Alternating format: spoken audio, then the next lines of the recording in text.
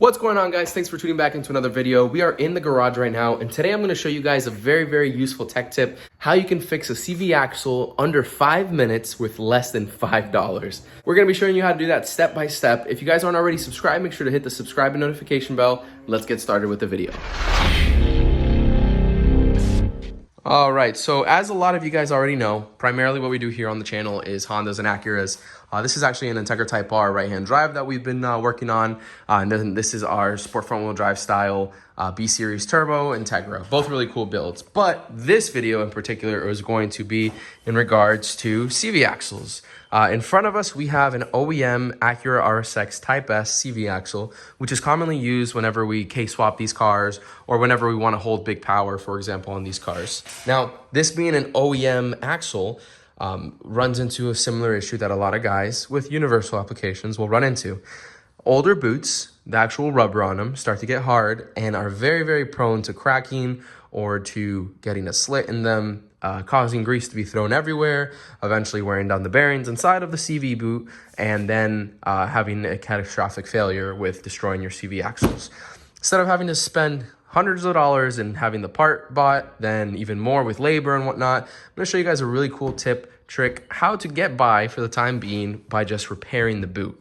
So in front of us, we have a particular situation where we're going to have these axles as a spare set for the race car because we use the OEM Acura Type S axles in the Integra. So in this case, we have a small slit right here that's actually allowing grease to be protruded from the boot. Now, in this particular instance, it's so close to the clamp, we're going to remove the clamp, replace it with a new one afterwards. So we're going to be taking that off. Now, most times, whenever you have a CV cut from being on the car or moving around the garage, it's going to be somewhere in here. In that case, you don't have to remove the clamp or anything.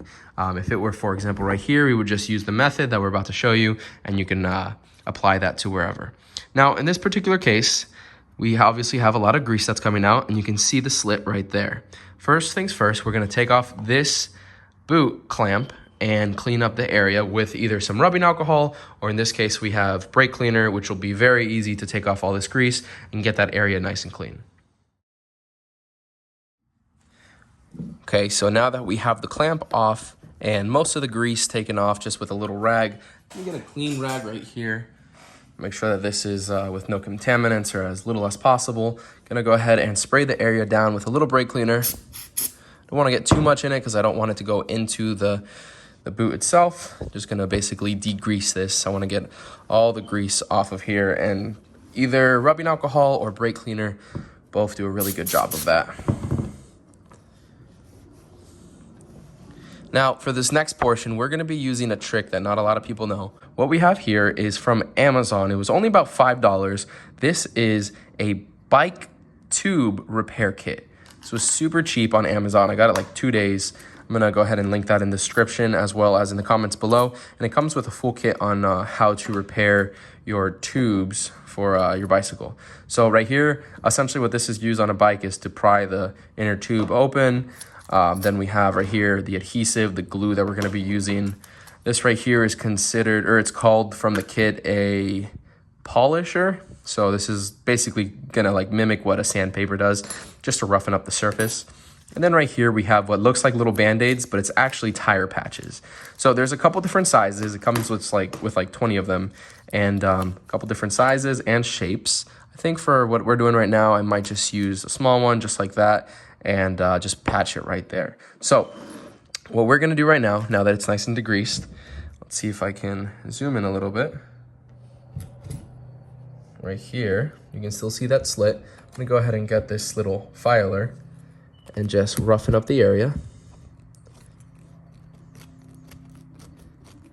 Now this is important whenever you're using glue or adhesive to seal something, because you want to make sure that the area has some grooves where the glue can actually have a better contact area.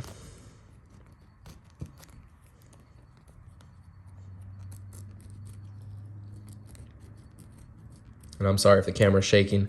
It is sitting on top of the table that I'm doing this on. All right, so I got some good contact area where that's shaved down now. Before we do anything else, obviously, since we were working with it, A little more grease came out. So a little more brake cleaner. Clean that up real quick. Okay, let's go ahead and zoom out just so it's a little better view. There we go. So that's nice and clean right there. According to the steps, next would be apply vulcanizing fluid to the rough area. So I assume that would be in reference to this little glue right here. Oh man, got fluid all over me. Okay, so it says we need to apply this to the area and let it sit for a minute. So let's put a generous amount right there. Typically what these types of adhesives and glues will do, kind of break down the actual rubber and allow a rubber adhesive patch to be applied on there. Now, if you guys are familiar with how tire patches work, it's actually pretty similar. 9 times out of 10, what will happen, mechanic will pull the tire off of a wheel, then they will clean the inside, use something similar to what this does, but obviously a professional tool. Clean up the inside of it, put some glue on it, put a patch, let that dry, and then by inflating the tire from the inside out, obviously, it applies pressure against it and holds a nice seal. Obviously, if you're gonna be doing some level of driving for long periods of time, probably be better off just getting a new boot. But if you need to get by for the time being and you don't want all the grease to come out and you catch this on an early stage, this will actually be a great tip on what you can do. Now let's see. It says wait 1 minute right there, paste the patch, press for 1 minute. So yeah, should be pretty good. So let's set that sit for a couple more seconds.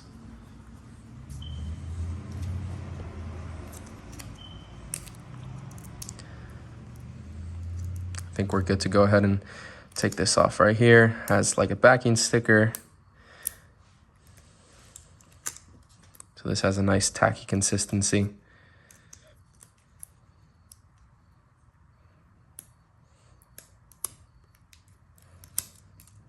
Let's go ahead and apply that on the area. And if I really wanted to get detailed, I could cut some slits in it and allow it to form onto the axle boot very, very nicely, but we're not worried about that. It says to hold on for 1 minute. Go ahead and do that.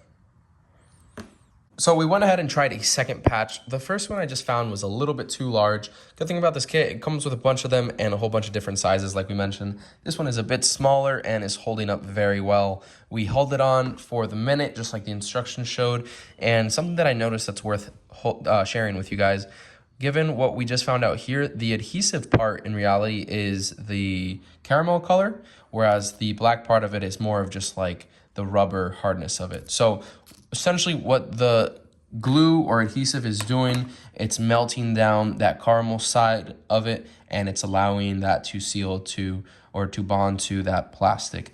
And so far, a couple minutes later, it looks like it's holding up very well. We're just gonna let that dry up for a tad. I can throw on a new clamp and have it as that replacement for the race car. Now, in this case in particular, like I mentioned, we are doing this pretty close to where the clamp would have been. Now, you can get OEM replacement clamps like this style that we had over here that we removed. You can get that from the hardware store, parts store, whatever you want to call it. And there is a tool that can get those in particular back on. Now, 9 times out of 10, people will not have access to that or not want to buy a new tool. So you can get a regular hose clamp like this. You can get that for like $2 for a whole pack. Let's go ahead and place this right there.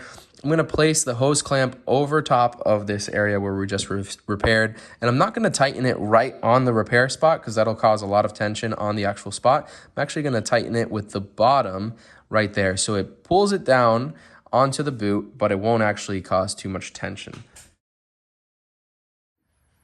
Okay, so here you see the repaired area. As you can see, this has clamped over it. Now I don't have this extremely tight because we don't have any pressure like in a coolant system we would. This is merely holding it strongly onto the shaft just to make sure that there's no play on that boot and make sure that it stays onto where it needs to be. But you can see that is fully repaired there. Now what I can do, I can go over it with just a little more adhesive in these corners like right there where it might need a little touch up just to place it a little closer to the boot, but everything else is looking pretty good.